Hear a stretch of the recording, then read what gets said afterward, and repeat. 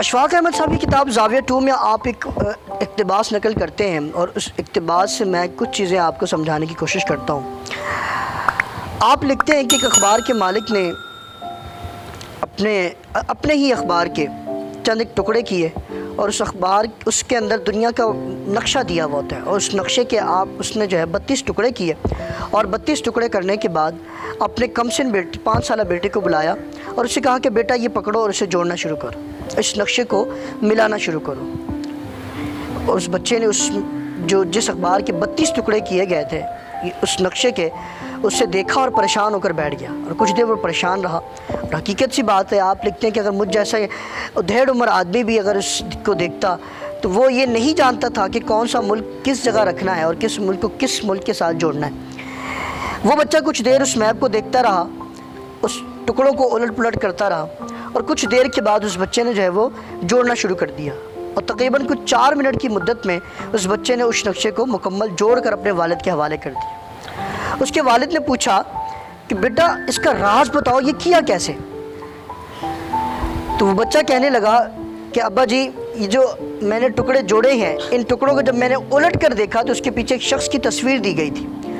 اور اس تصویر کو میں نے جوڑنا شروع کیا، یوں نقشہ جڑ گیا۔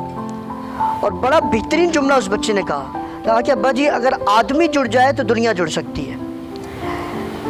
اب اس اقتباس کو آپ کے ساتھ شیئر کرنے کا مقصد یہ ہے کہ ہمارے لیے اس کے اندر 2 لیسن موجود ہیں۔ اب آپ دیکھیں، آدمی جڑ جائے تو دنیا جڑ سکتی ہے، یعنی اگر میں اور آپ اپنی روزمرہ زندگی میں یا جس شعبے سے میں اور آپ وابستہ ہیں، ہم ہر شعبے کے اندر رہتے ہوئے اپنے ساتھ جڑے ہوئے لوگوں کا ہیلپ آؤٹ کرنا شروع کر دیں، ان کی مدد کرنا شروع کر دیں، ان کا ہاتھ پکڑ کر ان کو آگے لے جانا شروع کر دیں، تو یہ زندگی کتنی آسان ہو جائے گی، اور لوگ جوگ در جوگ آگے بڑھنا شروع ہو جائیں گے۔ اسی طرح یہ دنیا گیو اینڈ ٹیک ہی تو ہے۔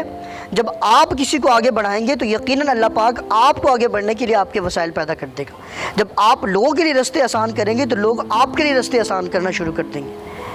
ایک بہترین سبق یہ ہے کہ ہمیں لوگوں کے ساتھ ہیلپ آؤٹ کرنا چاہیے۔ اور دوسرا بڑا جملہ جو بچے نے کہا کہ آدمی جڑ جائے تو یہ دنیا جڑ سکتی ہے، اور دوسرا بڑا لیسن اس کے اندر ہمارے لیے موجود ہے، وہ یہ کہ جب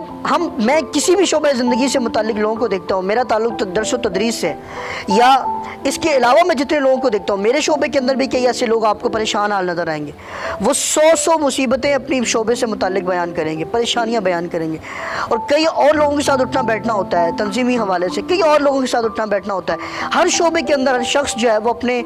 شعبے کے ساتھ ملے ہوئے چیزوں کو، اس کے ساتھ جڑی ہوئی مشکلات کو، مصیبتوں کو، پریشانیاں سمجھتے ہوئے پریشان حال نظر آتا ہے، اور لوگ اپنے دکھ جو ہے وہ لوگوں کے سامنے رونا شروع کر دیتے ہیں۔ اس اقتباس میں میرے اور آپ کے لیے بڑا سبق یہ ہے کہ ہم اپنے کام کو آسان بنانے کے لیے اس سے دیکھنے کا زاویہ بدل لیں، اس کام کو کرنے کا زاویہ بدل لیں، نظریہ اور سوچ بدل لیں۔ جب آپ نظریہ اور سوچ بدل لیں گے، اپنے کام کو کرنے میں آپ کے لیے بہت ساری آسانیاں پیدا ہو جائیں گی، یعنی آپ سمارٹ ورک کرنا شروع کر دیں۔ یعنی